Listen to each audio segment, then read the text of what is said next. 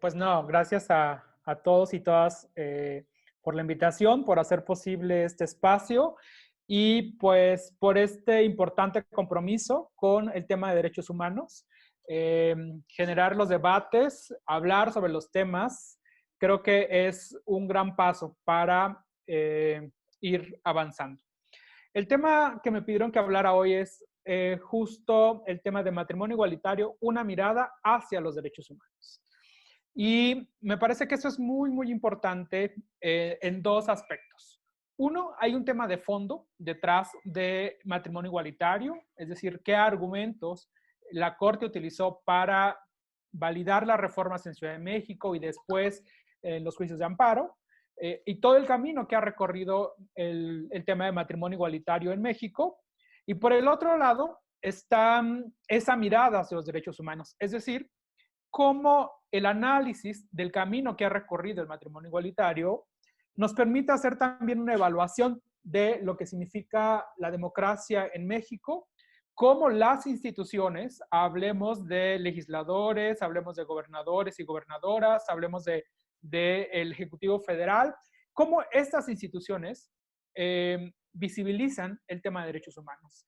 Siempre he dicho que matrimonio igualitario puede ser una prueba de fuego para ver cómo podemos diagnosticar la democracia en México. Entonces, quisiera abordar estos dos aspectos en esta charla. El primero sobre un poco el recorrido, los argumentos y qué ha significado para el movimiento LGBT.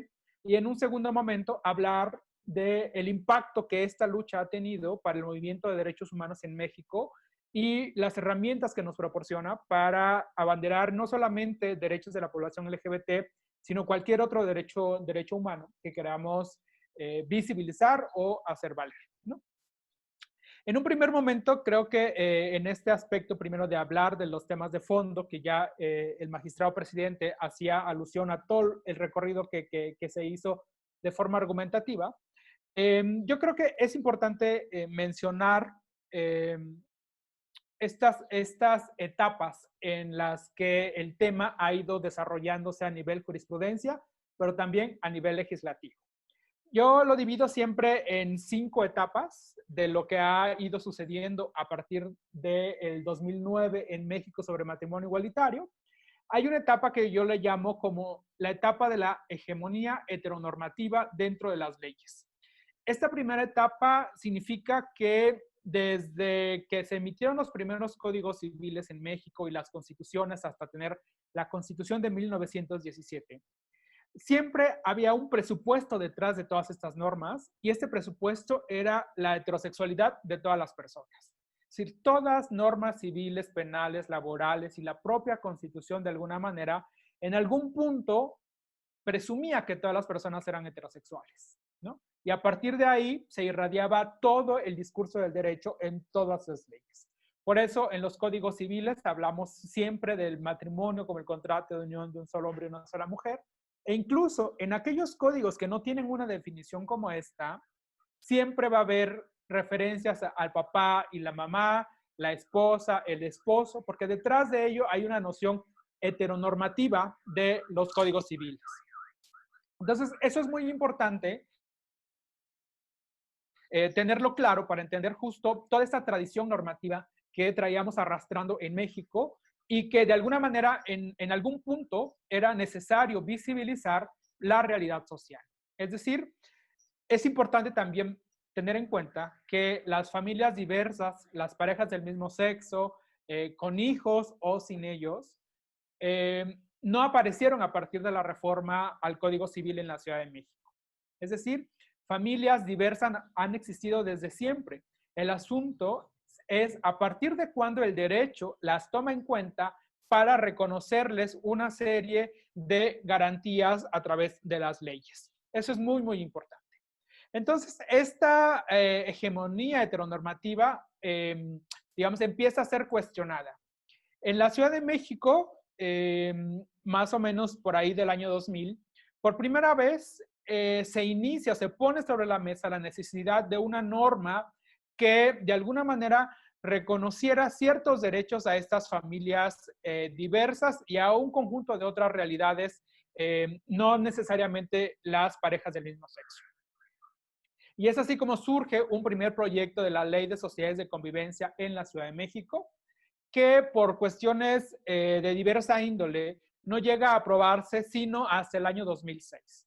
En el año 2006 se aprueba esta Ley de Sociedades de Convivencia y que reconoce ciertos derechos a las parejas del mismo sexo, pero no le reconoce la categoría de familia ni tampoco tiene todos los derechos de matrimonio. Y por otro lado, no iba dirigido exclusivamente a las parejas del mismo sexo, sino eran sociedades de convivencia que diversas personas podían celebrar sin que necesariamente hubiera un lazo erótico afectivo entre ellas, ¿no? Entonces, esto es muy importante. Fue hasta 2009, en diciembre de 2009, cuando la Asamblea Legislativa de la Ciudad de México aprueba, ahora sí, la modificación al Código Civil de la Ciudad de México. Y en este esquema de etapas que yo les mencionaba al inicio, creo que esta aprobación de la modificación al Código Civil de la Ciudad de México es esa ruptura con la hegemonía heteronormativa dentro de las leyes.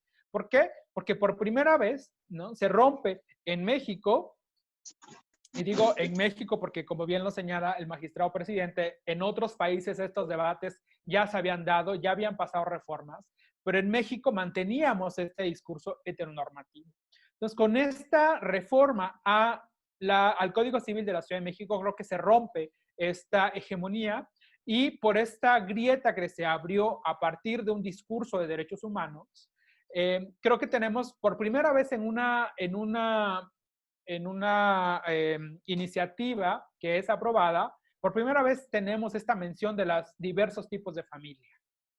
Entonces, eso es muy importante. Yo ubico en esa aprobación de la reforma como esta ruptura del discurso de todas las personas son heterosexuales a el reconocimiento de una diversidad de tipos de familias y el reconocimiento de la diversidad sexual y la identidad de género como una realidad también para los seres humanos.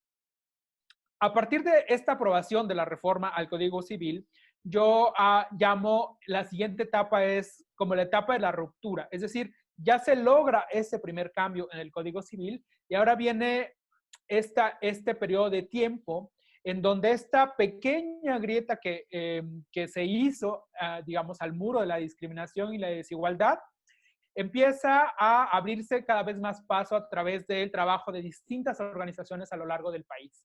Y este periodo, el periodo de la ruptura, yo lo ubico entre enero de 2009 a diciembre de 2012, que es cuando llega la segunda decisión de la Suprema Corte en materia de matrimonio igualitario. En 2012, y después de varios años de litigio desde Oaxaca, que promovimos algunos juicios de amparo, y que me tocó representar a estas parejas que querían casarse en Oaxaca sin necesidad de la reforma al Código Civil. Por diversas cuestiones y coyunturas, en México, en Oaxaca, perdón, quienes estábamos trabajando el tema, veíamos que no teníamos las condiciones que había en Ciudad de México para impulsar una reforma legislativa en este tema y de esta magnitud, ¿no? Entonces, tuvimos que buscar otras vías para poder poner el tema sobre la mesa y lograr algunos avances. Y es a través del juicio de amparo que descubrimos esta posibilidad. En 2012, la Suprema Corte resuelve en definitiva unos juicios de amparo de 3 parejas del mismo sexo que querían casarse en Oaxaca, pero en Oaxaca el artículo del 143 del Código Civil hablaba de la definición de matrimonio como la unión de un solo hombre y una sola mujer. Estas parejas acudimos al registro civil a solicitar su matrimonio, el registro civil nos lo negó con base en esta legislación civil en Oaxaca. A partir de ahí promovimos los juicios de amparo. De estos 3 juicios que se promovieron, un juicio se otorgó el amparo reconociendo la discriminación inmersa en este artículo, pero este amparo que nos otorgaba la protección para esta pareja fue impugnado en un recurso de revisión por el gobernador, por el Congreso y por el registro civil. Y los otros 2 amparos fueron sobreseídos por parte del juez de distrito porque decían el juez que el problema que se planteaba era un tema de omisión legislativa.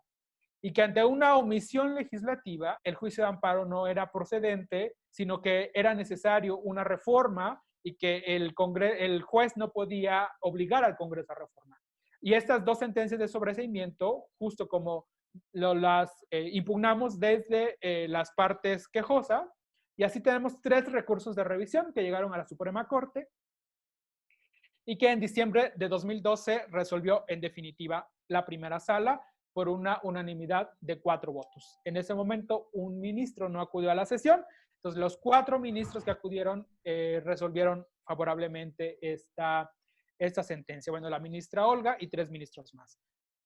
Y aquí es importante entender qué pasó o qué dice la decisión de la Suprema Corte respecto de la acción de inconstitucionalidad de la Ciudad de México y qué dijo en los amparos que se resolvieron sobre Oaxaca. Porque esto es también muy importante entender estas dos perspectivas a través de la cual se puede abordar un mismo problema en temas de derechos humanos.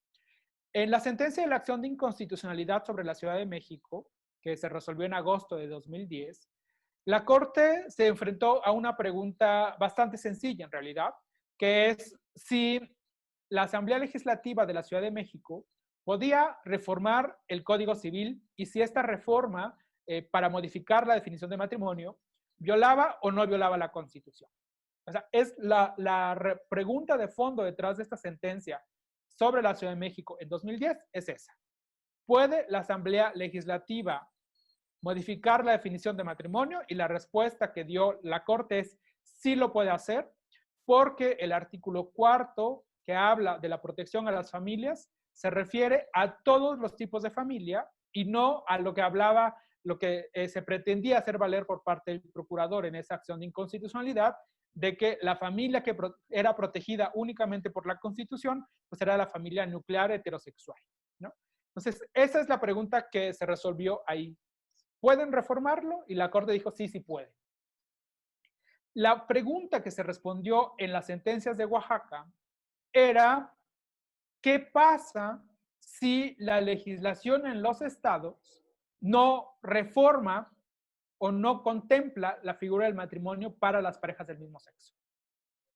¿No? Una es, ¿lo puedes modificar, sí o no? Y la otra es, ¿qué pasa cuando tienes normas que discriminan o que excluyen a las parejas del mismo sexo? Es decir, ¿cuál es la obligación de la justicia constitucional frente a esta problemática?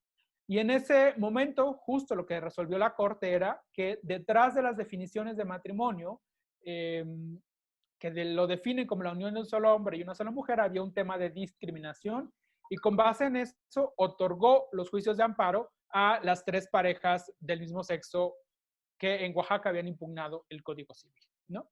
Creo que con esta segunda sentencia de la Corte en materia de matrimonio igualitario, justo lo que sucede es que se acaba de completar el rompecabezas, ¿no?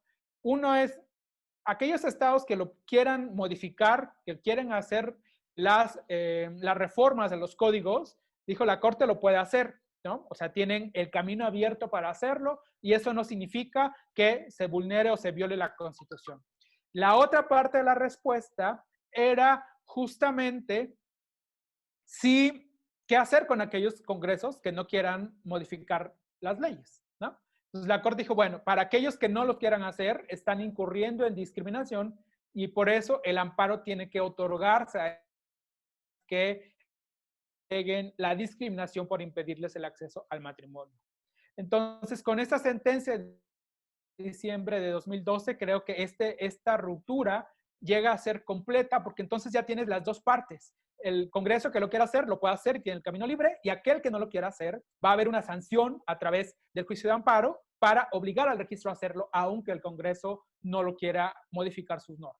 Entonces, creo que con estos dos se dota tanto a las personas, a la ciudadanía, con herramientas para la incidencia política de impulsar reformas, pero también a la ciudadanía y a las organizaciones de argumentos para poder alcanzar el objetivo sin necesidad de la reforma. Entonces, creo que este periodo de ruptura yo lo ubico en este periodo de tiempo en donde se logra concretar ese rompecabezas en temas de argumentación a favor de los derechos humanos de la población LGBT. Después de esta sentencia de 2012 sobre Oaxaca, que fueron estas 3 sentencias, viene la tercera etapa que yo identifico, denomino la etapa de la consolidación de los argumentos sobre matrimonio igualitario en México.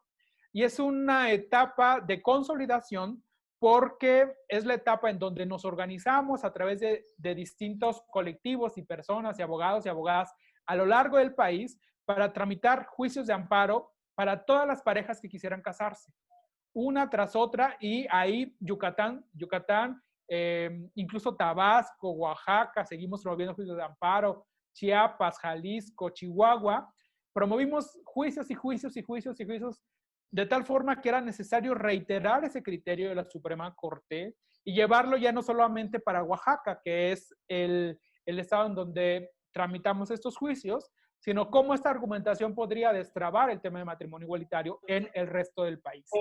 Entonces, este periodo de consolidación yo lo ubico entre diciembre de 2012, que son estas sentencias de la Corte sobre Oaxaca, a junio de 2015. ¿Qué sucede en junio de 2015? La Corte, después de tantos litigios a lo largo del país, resolvió además otros juicios de amparo a través de recursos de revisión que solicitamos que resolviera la Corte, y por fin se logra la integración de una jurisprudencia. Esta jurisprudencia que llamamos genérica porque no se refiere a la legislación de un estado en específico, sino ahí hay sentencias de Oaxaca, de Colima, de Baja California, y de otros estados que lograron reiterar el criterio de la Corte para conformar una jurisprudencia obligatoria. Entonces, creo que esta etapa de consolidación es a partir de que se dota a la ciudadanía y a las organizaciones de los argumentos, poder replicarlo una y otra vez hasta que se instaurara de forma permanente en los criterios jurisprudenciales de la Suprema Corte. Esta jurisprudencia de 2015, que es la 43/2015, creo que es la culminación de esta etapa de consolidación, un criterio fijo de jurisprudencia que es aplicable para el resto del país, por lo menos para los órganos jurisdiccionales de forma obligatoria. Es importante aquí hacer la acotación de que esta jurisprudencia de 2015 no invalida todos los códigos civiles o leyes de familia o reglamentos del registro civil.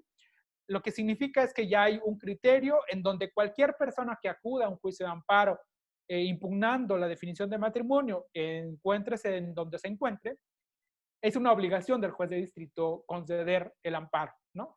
Entonces, en lugar de esperar 2 años o 1 año, como esperaron las primeras parejas en esos juicios, pues ya los tiempos se acotan bastante para tener un resultado favorable en menos tiempo y las parejas puedan ejercer su derecho. Entonces, yo ubico, insisto, en esta consolidación con la emisión de este criterio de jurisprudencia por parte de la Corte en 2015.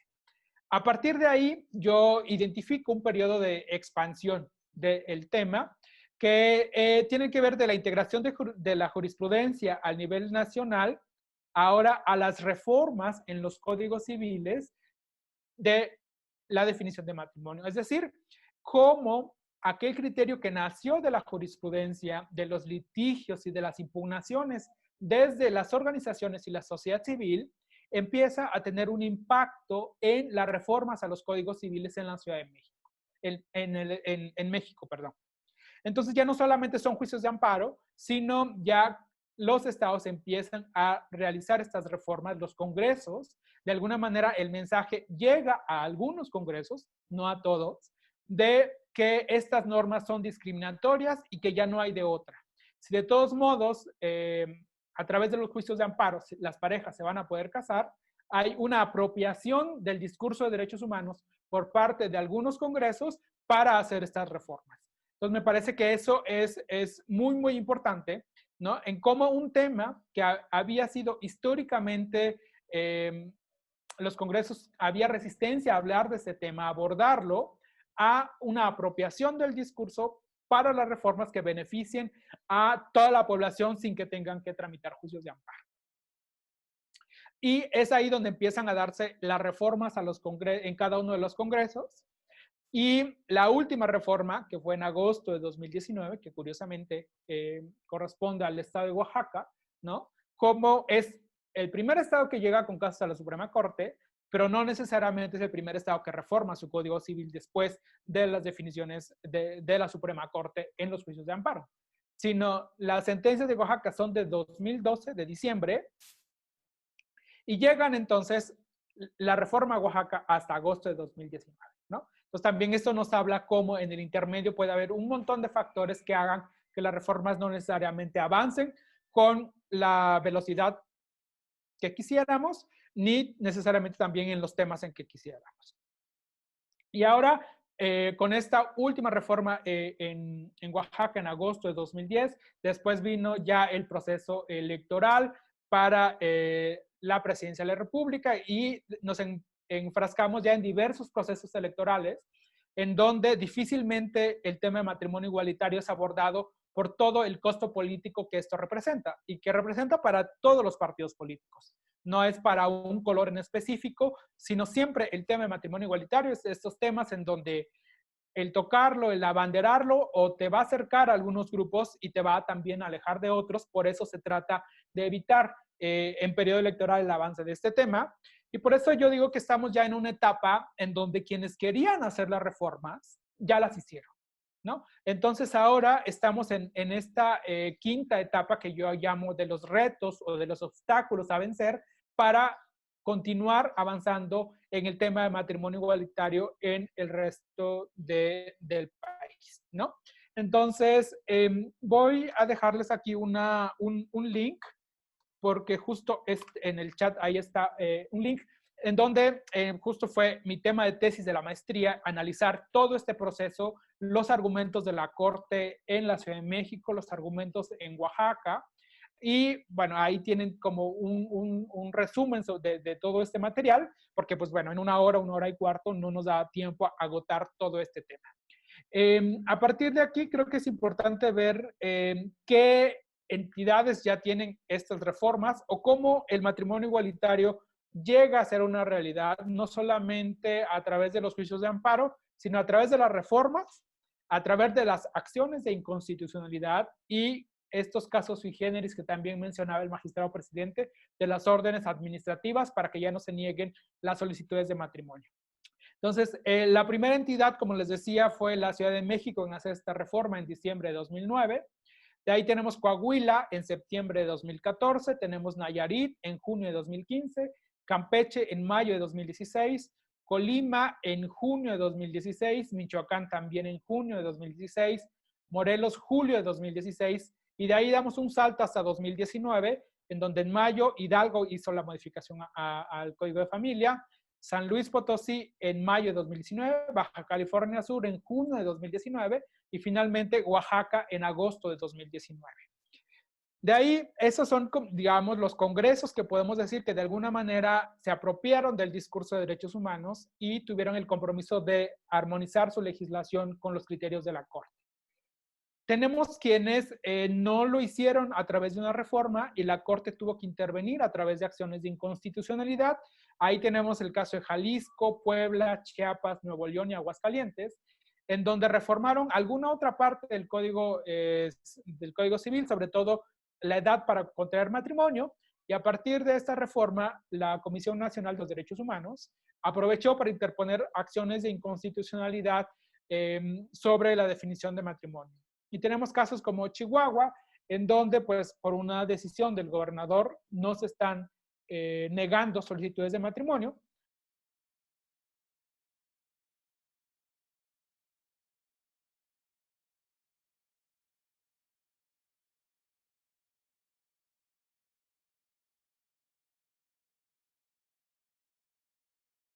También mencionar que esto ha llegado incluso a discusiones en tribunales internacionales. La Corte Interamericana de Derechos Humanos, en la opinión consultiva 24/2017, ya interpretó la Convención Americana sobre Derechos Humanos y de esta interpretación justo ya estableció que es obligación de todos los países firmantes de la Convención Americana de Derechos Humanos garantizar el acceso al matrimonio a las parejas del mismo sexo en condiciones de igualdad con las parejas heterosexuales. También la CNDH en su momento, como lo mencionaba el magistrado presidente, emitió esta recomendación general que desafortunadamente no ha sido atendida por todos los congresos, y me parece que Tabasco está dentro de estos estados en donde hay una resistencia a avanzar en el tema de matrimonio igualitario, y hay otros en donde además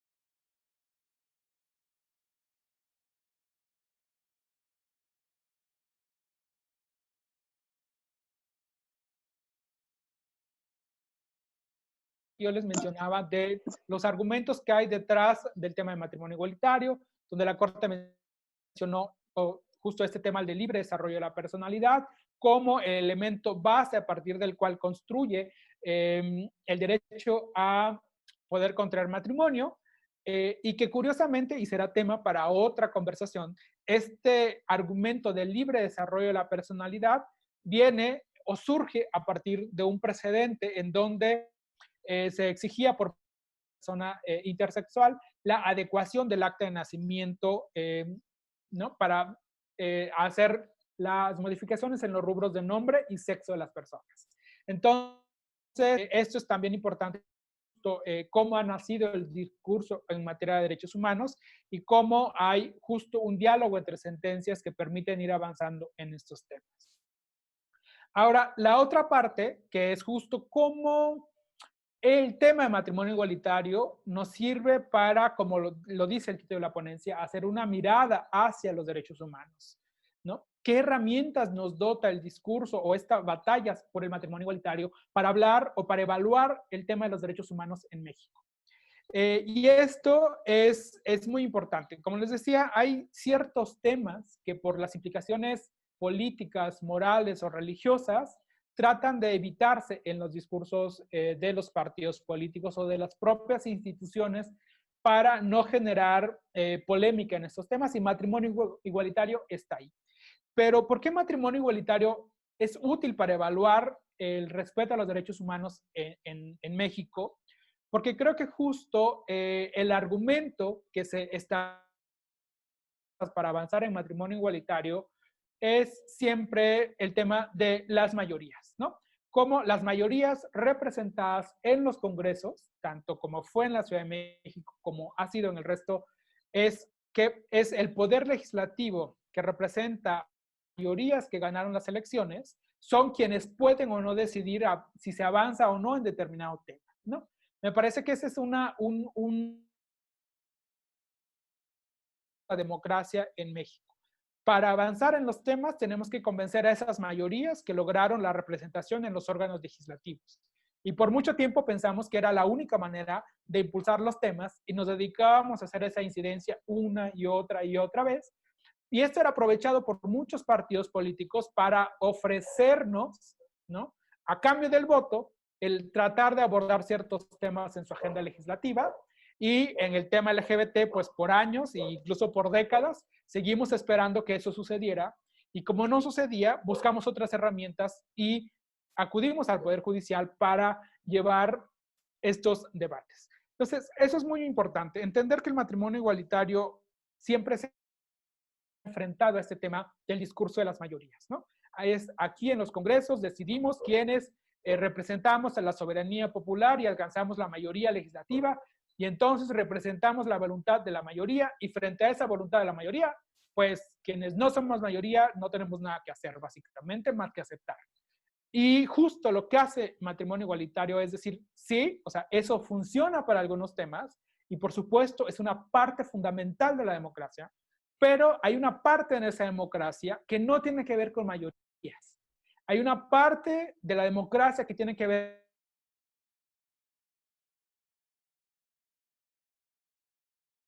por más votos que tengas, incluso por unanimidad, no se puede violar la Constitución. Y entonces ahí empezamos a acotar esta libertad de configuración normativa a la que aludía el magistrado presidente, en donde decimos, bueno, sí, la mayoría va a decidir en muchas cosas, pero hay una parte llamada derechos humanos que esa mayoría no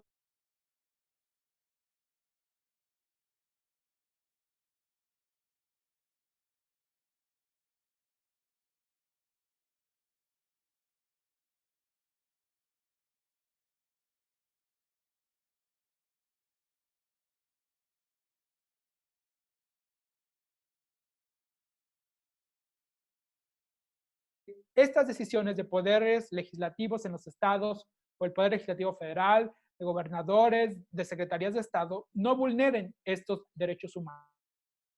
Y es ahí en donde me parece que se trae al discurso de derechos humanos una perspectiva que enriquece el debate sobre derechos humanos. Pasamos de una visión en donde el legislador era el intermediario para cualquier tema que quisiéramos avanzar en tema de derechos humanos. La función de la democracia es garantizar el ejercicio de estos derechos a pesar de esa falta de consensos al interior de las instituciones o de los órganos. Entonces, eso me parece muy, muy, muy importante.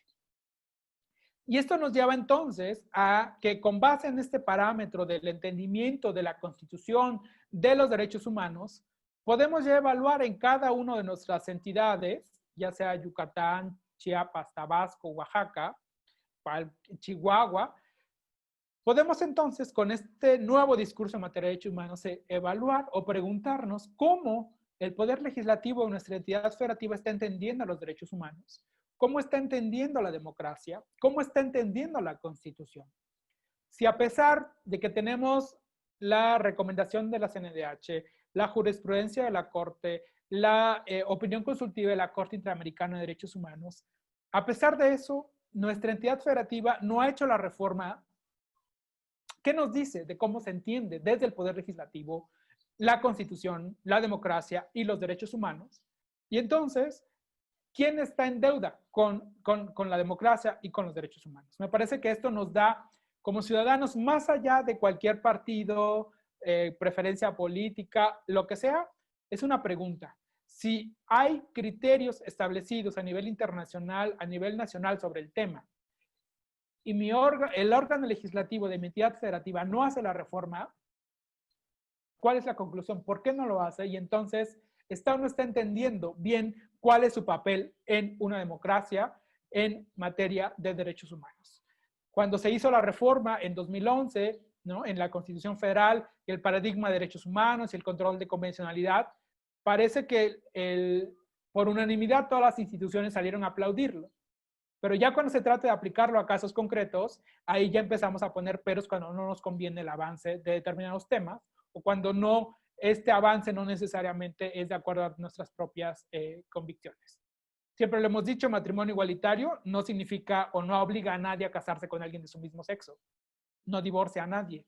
Entonces, las oposiciones tienen que ver un poco en cómo entendemos los derechos humanos, ¿no? Y eso nos lleva pues, a la propia crítica de las instituciones, pero además nos lleva también a una crítica a los propios medios de control constitucional que tenemos en México. Es decir, ¿cómo es posible que además de que la Corte tiene la jurisprudencia, tenemos los criterios internacionales y esta opinión consultiva de la Corte Interamericana, y actualmente no tenemos un medio de control constitucional que pueda obligar a los estados, a las entidades federativas a respetar derechos humanos? O sea, esa es la otra gran duda en esta etapa de retos y obstáculos de las que hablaba hace un momento.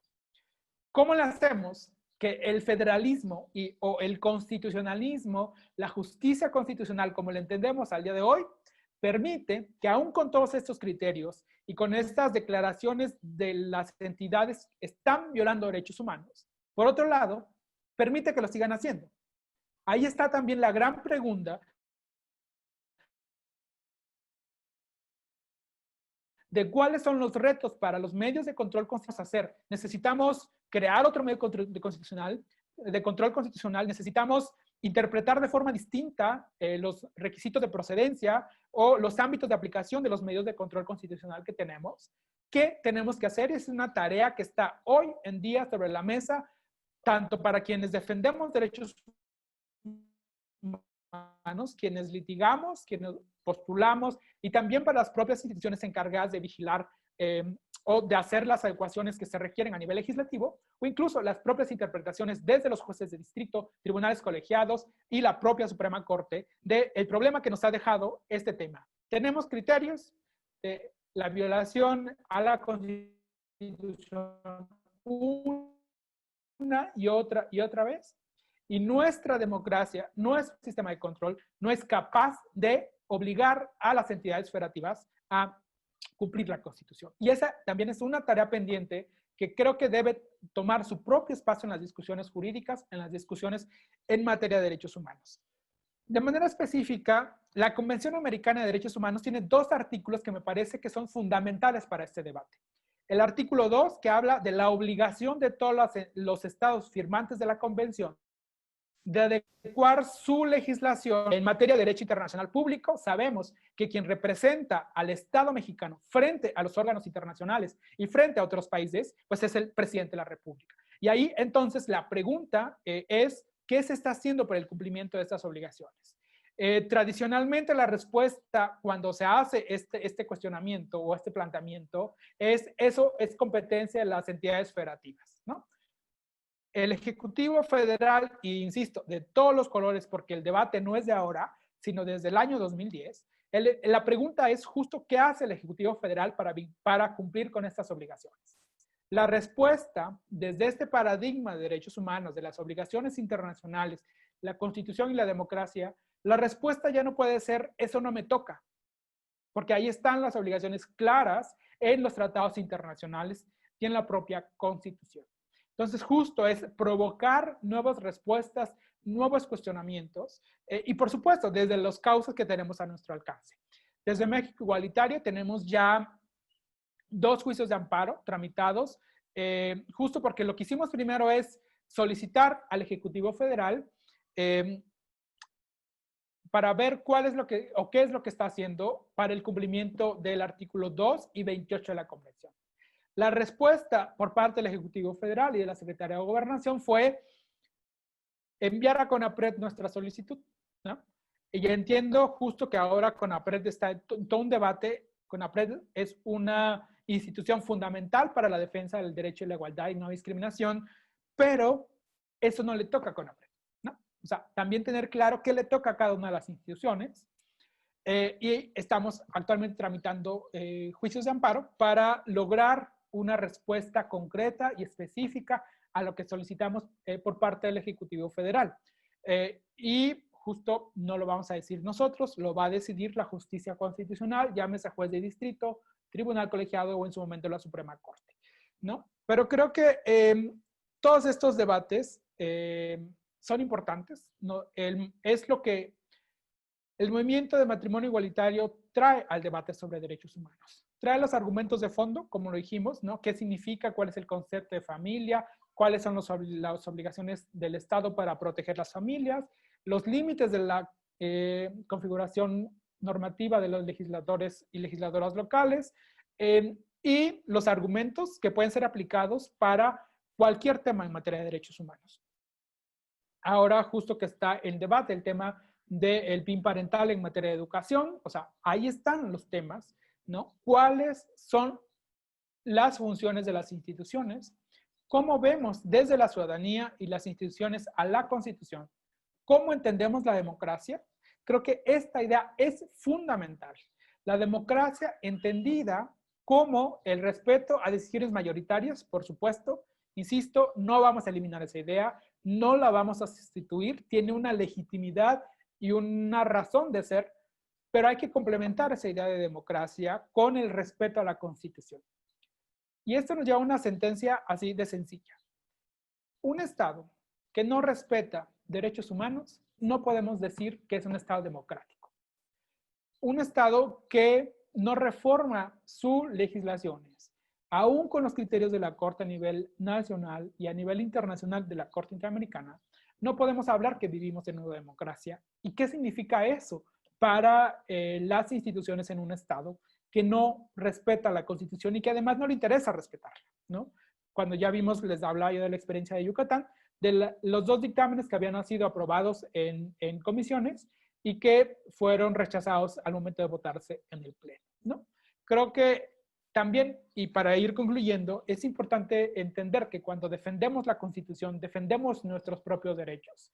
No defendemos siempre a otras personas porque en algún momento el ataque hacia nuestros derechos humanos, tal vez ahorita no lo veamos como algo palpable, pero defender la Constitución para defender los derechos de otros siempre va a ser defender nuestros propios derechos.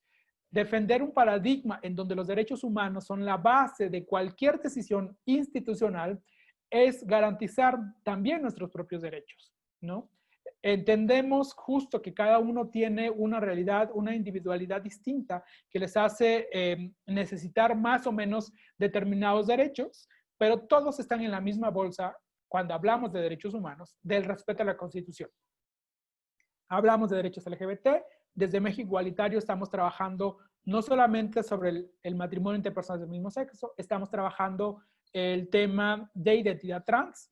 Logramos ya una jurisprudencia por parte de la segunda sala de la Suprema Corte sobre el tema de identidad trans y cuáles son los requisitos para el cambio en sus documentos de identidad, y logramos que la Corte dijera que el mecanismo efectivo tiene que ser un trámite administrativo y no un juicio ordinario civil. También logramos decisiones de la Corte sobre el reconocimiento de la comaternidad, es decir, que no hay obstáculos para el registro de un hijo o hija con dos mamás. No tiene que llevarse el trámite de adopción, sino puede ser a través de un reconocimiento. Y ahora también estamos trabajando derecho a la salud de las personas con VIH, justo con todo este bagaje del entendimiento y los aprendizajes de 10 años de litigio sobre el matrimonio igualitario, pues hemos desarrollado esta metodología, esta visión de ver los derechos humanos y esta forma de relacionarnos con las instituciones.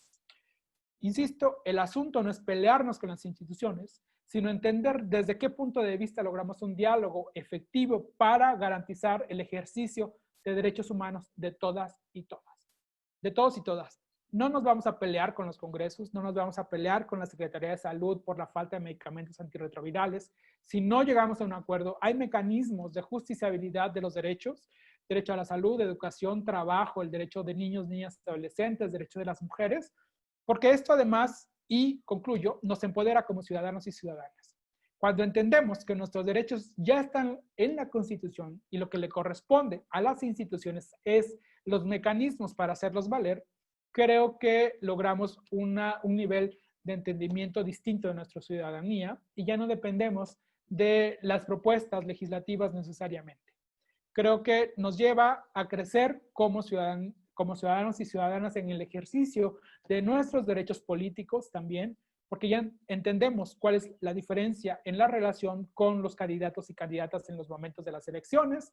Nos ayuda a involucrarnos también en el estudio de las plataformas, de las propuestas de gobierno al momento de las elecciones para tomar la mejor decisión. Insisto, protegiendo los derechos constitucionales de otros grupos, siempre vamos a tener un efecto de proteger nuestros propios derechos. Ninguna batalla por derechos humanos no tiene que resultar ajena, porque justo hoy es el ataque a los derechos humanos del otro o de la otra persona, mañana puede ser el ataque a nuestros propios derechos y entonces vamos a necesitar esos mecanismos de defensa que nos protejan de esas intromisiones ilegítimas o inconstitucionales.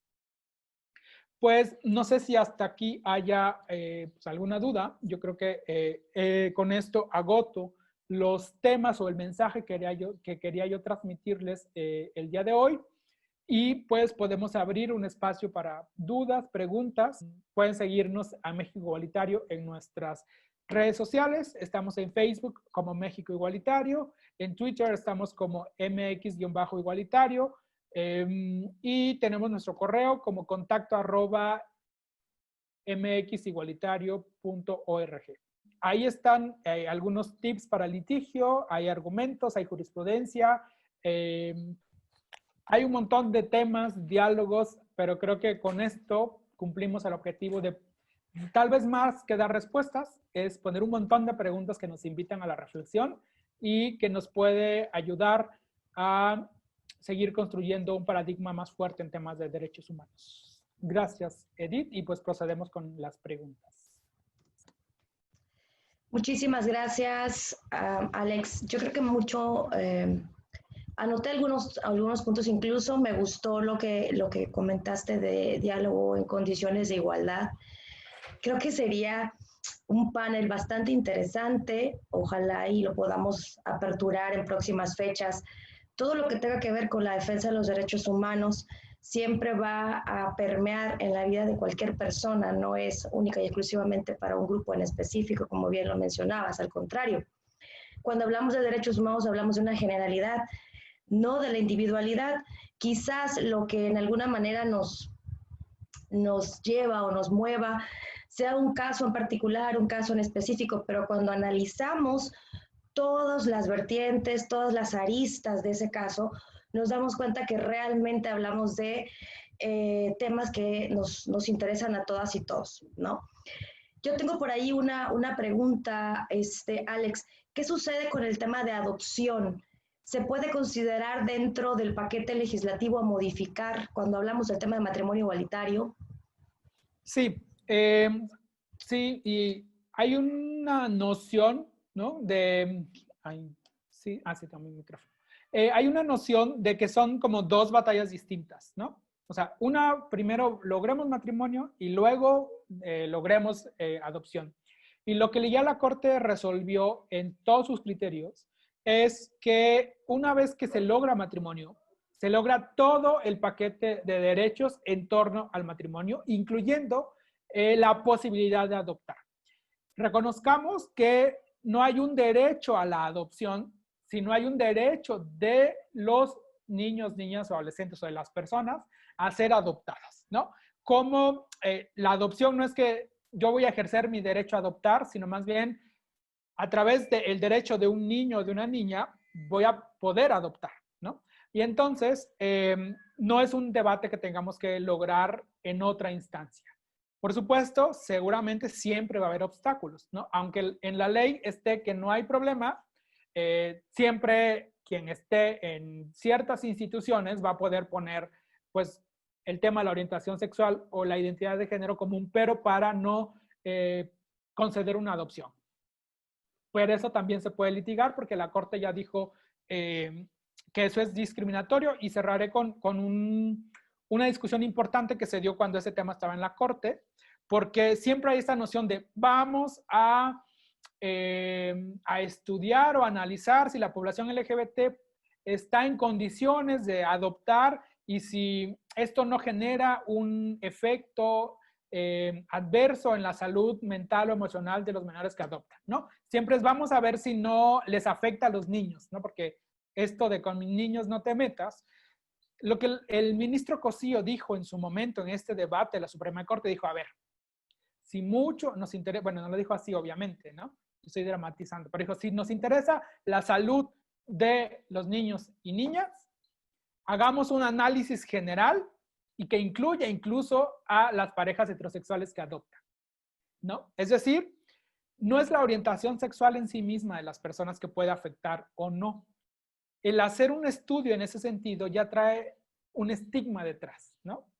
Vamos a comprobar si pueden o no, cuando en general entonces vamos a someternos todos y todas a una evaluación y vemos qué es lo que afecta el sano desarrollo de un menor. Y vemos entonces qué es las conductas violentas, y la violencia existe, lo puede existir por supuesto en parejas del mismo sexo, también puede existir en parejas heterosexuales, en padres y madres solteras. O sea, eso no va a ser diferente, ¿no? Entonces, pero entonces ya no es si son dos papás o dos mamás o una sola mamá o dos mamás. O sea, eso no es lo trascendente cuando hablamos de las afectaciones a la salud mental o emocional, o incluso salud sexual de los niños, niñas y adolescentes. Entonces, no es un debate aparte, y si queremos entrar a ese debate, entremos de manera general a cuáles son las condiciones que afectan a los niños y niñas, ¿no? Muchas gracias, Alex. Creo que bastante clara también la explicación. Yo creo que ese debate nace más del pensamiento muy personal o de las formas de creencias o de constructo social muy particular, y no propiamente desde el punto de vista jurídico, como bien nos decías ahorita, y abres una ventana que en algún momento se ha platicado, ¿no? Que realmente es ese derecho de esas niñas, niños, adolescentes a que puedan acceder a un núcleo familiar, sea cual sea ¿no? Y que sean las mejores condiciones posibles para que puedan desarrollarse de manera armónica, ¿no? Muchas gracias. Otra pregunta, Alex. ¿Qué papel han jugado las asociaciones civiles, las ONGs, en todo este tema de matrimonio igualitario? Lo mencionaste al principio, creo yo que, salvo la mejor opinión de los panelistas, perdón, de los quienes nos escuchan, la sociedad, la ciudadanía, la población viene empujando, ¿no? ¿Cuál es ese papel de estas asociaciones civiles, Alex? Sí, pues, híjole, esto también daría para otro debate enorme. Y no lo quise abordar tanto porque ya he estado como en otros espacios hablando también de eso. Y luego, pues para que nos sigan en todos, o sea, digan, ay, otra vez eso ya lo dijo, ya lo vi, no. Pero creo que es fundamental. Primero, es entender que aquí fue la ciudadanía quien se apropió del discurso de sus derechos y es quien directamente se organizó para hacerlos valer.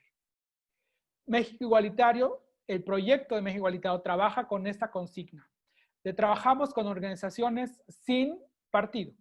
No vamos a abandonar ni candidatos ni partidos políticos, porque nuestro compromiso es con los derechos humanos y quien esté en la institución que sea, del color que sea, tiene una obligación con la Constitución y con los derechos humanos. Pero entonces, justo ante estos escenarios y sobre todo lo que yo le he llamado la descentralización del activismo, porque muchas veces la atención de medios y de políticas públicas se centra en el Distrito Federal, bueno, en la Ciudad de México, ¿no?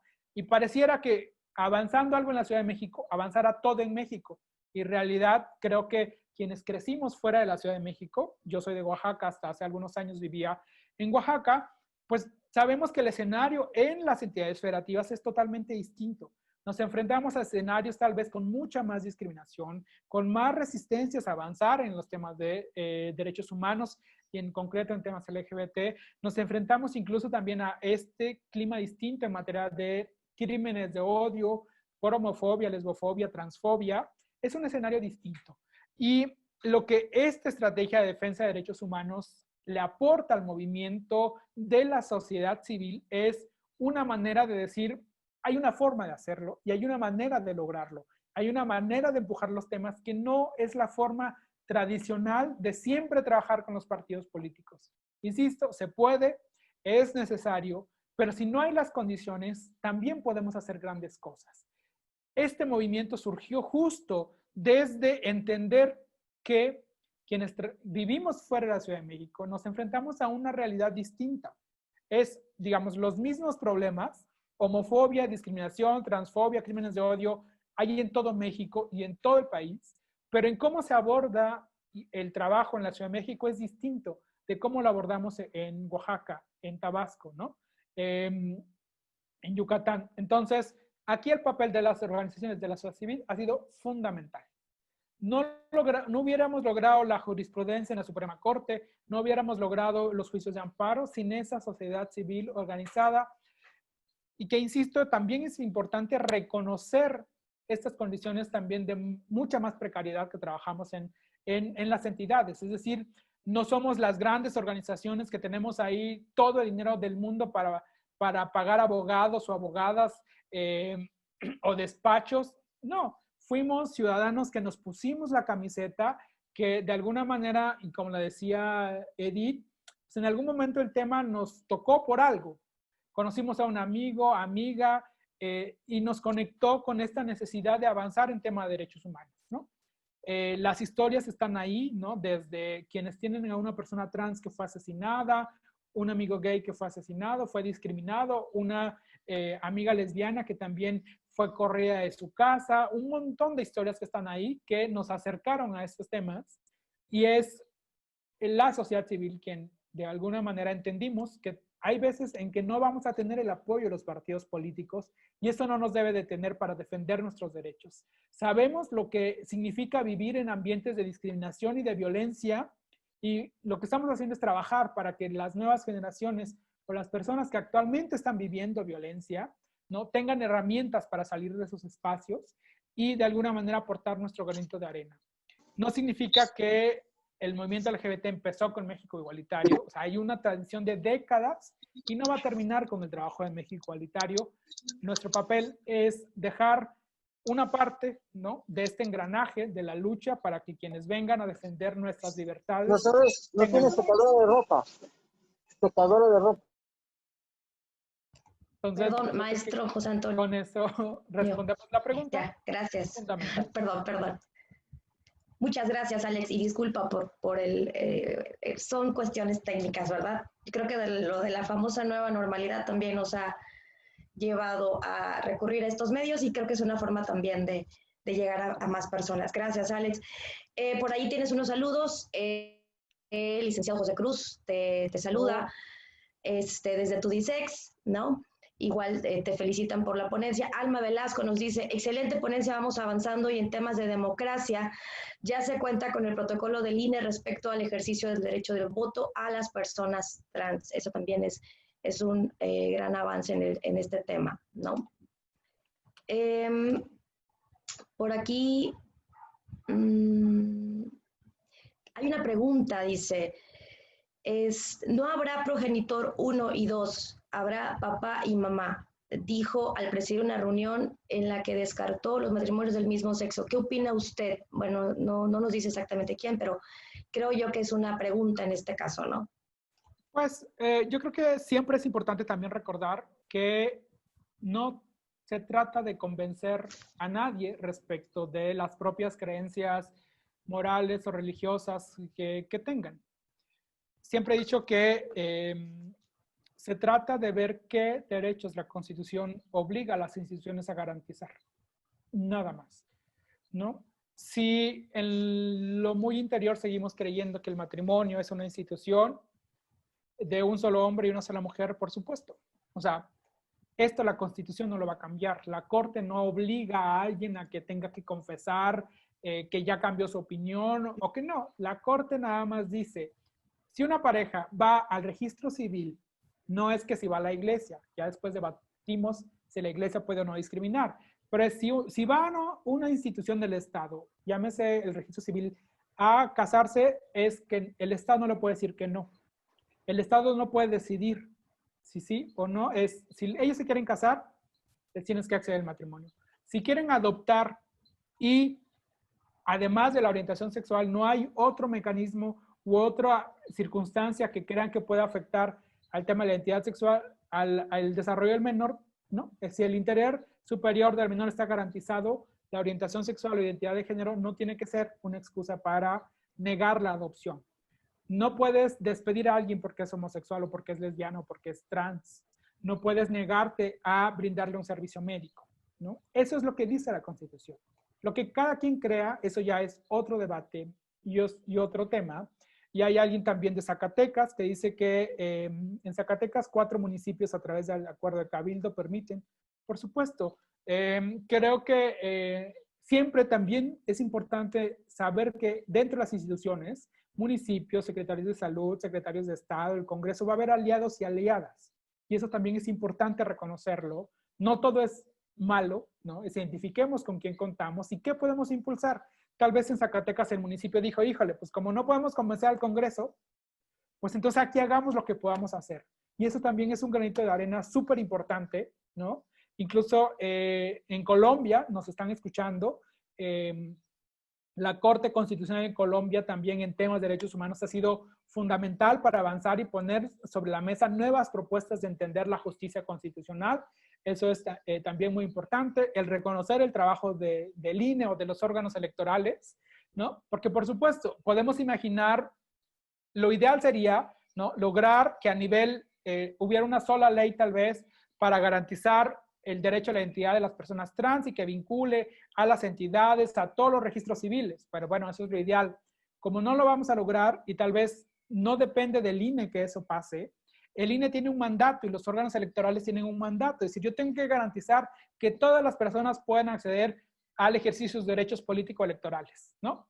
Pues bueno, yo no puedo reformar el Código Civil, yo no puedo, pero yo lo que puedo hacer es este protocolo para garantizar que al menos en esto que me toca, no haya discriminación para la población trans, ¿no? Y está bien, o sea, se celebran estos avances, pero insisto, a veces también estos avances lo que hacen es quitar la responsabilidad de quienes tienen que hacer los cambios, ¿no? Si antes era una urgencia de decir, híjole, es que si no lo hacemos no va a poder votar o lo que sea, ahora, ya lo arreglaron, pues ya menos se van a preocupar por hablar los temas, ¿no? Pueden ser estas dos cosas, pero bueno. ahí está, ¿no? Y dice... Por ahí también nos dice Oscar, Gabriel Ferreira, perdón, de Bucaramanga, nos dice correcto, pero nuestro Congreso se ha negado a legislar al respecto. Yo creo que esa misma situación la tenemos en gran parte del país, ya lo habías comentado, ¿no? Esa Sí. negativa Lo a otro es que dicen es que querer atender. no les den menores en adopción porque esos menores van a seguir siendo discriminados, ¿no? Bueno, pero entonces ahí es como, el tema es el problema de la sociedad o de ciertos círculos de ciertas personas y la función del Estado es lograr un cambio, ¿no? Lograr una cultura de respeto, pero nunca, el que el otro no entienda, nunca va a ser el fundamento para negar el ejercicio de un derecho, ¿no? Entonces eso es muy importante. Dice, hay demasiados prejuicios y viejos paradigmas aún, desde una persona que tiene tatuajes, yo tengo como 800 ahí, o si es LGBT no puede donar sangre. También tenemos casos que estamos litigando contra personas que por su orientación sexual se les negó para que puedan donar sangre. Tenemos también el trabajo en temas de VIH. Con Veracruz estamos trabajando ya, organizándonos para trabajar estos temas. Bueno, nos mandan saludos y pues ahí estamos. Para cualquier duda que quieran seguir trabajando, cualquier otro evento, cualquier otra cosa fiestas también nos pueden invitar, por lo menos a distancia. Estamos ahí con la consigna de avanzar en tema de derechos humanos. Muchas gracias, Alex. Pues yo creo que sí, ya queda en el tintero y próximamente creo tendrás noticias. Me gustó, insisto, diálogos en condiciones de igualdad. Creo que es un tema que da para más. La igualdad no solo vista desde el punto de este tema matrimonio igualitario, sino como bien decías, desde otras perspectivas, ¿no? Incluso hablar hasta en temas electorales en este sentido de condiciones de igualdad es sumamente importante. Creo que vamos a tener el apoyo de nuestro rector, que siempre está ocupado en dar estos espacios, brindar estos espacios, y obviamente considero que también de parte del Tribunal Electoral del Estado, a través de nuestro magistrado presidente y de nuestro buen amigo José Antonio Morales Notario, que también siempre es un apasionado de los derechos humanos y que, bueno, me ha seguido y nos hemos seguido, yo creo, en estas aventuras, porque como bien dices, hay que impulsarlo, ¿no? Si no empezamos, pues al final nunca vamos a ver ningún cambio y nunca vamos a lograr terminar y avanzar. Pues muchísimas gracias, Alex. Creo que hay aquí otro mensajito. Bueno, dice, lo difícil es cambiar la manera de pensar de la sociedad. Yo creo que ya lo comentabas tú hace un momento, eso ya es un trabajo un poquito más complicado, pero bueno, poner en la mesa estos temas va también haciendo que ese cambio de paradigma se realice, ¿no? Si no lo platicamos y no lo decimos, pues ¿cuándo lo vamos a visibilizar, ¿no? Sí, creemos que es difícil, pero si vemos cómo estábamos hace 10 años, creo que la perspectiva cambia, ¿no? Sí, hay un montón de trabajo que hacer, pero hace 10 años, sobre matrimonio igualitario, nadie se imaginaba que al día de hoy tendríamos la posibilidad de hacerlo en 17 entidades. Si nos hubieran dicho, ¿crees que se pueda? Diríamos, híjole, qué difícil va a ser. Pero en el trabajo al día a día, sin descanso, están ahí los resultados y hasta lo que parecía imposible y difícil, vamos avanzando. Muy bien, gracias, Alex. Bueno, te felicitan, excelente presentación y análisis. Alex, saludos, por aquí no tiene el nombre, pero bueno, creo yo que ya también estás ahí leyendo esas felicitaciones y mensajes, ¿no? Bueno, de mi parte es todo. Agradezco muchísimo que nos hayas brindado el espacio. Agradecemos, por supuesto, las palabras de nuestro magistrado presidente, Rigoberto Mata. Enviamos un fraternal y cordial saludo a nuestro rector general, el maestro Hipólito Durán, que por ahí nos sigue porque siempre está pendiente, si nos escucha y demás. Gracias, Alex, por la participación. Gracias por la información. Estamos, yo creo que al pendiente. Esperemos a las siguientes noticias respecto a los próximos eventos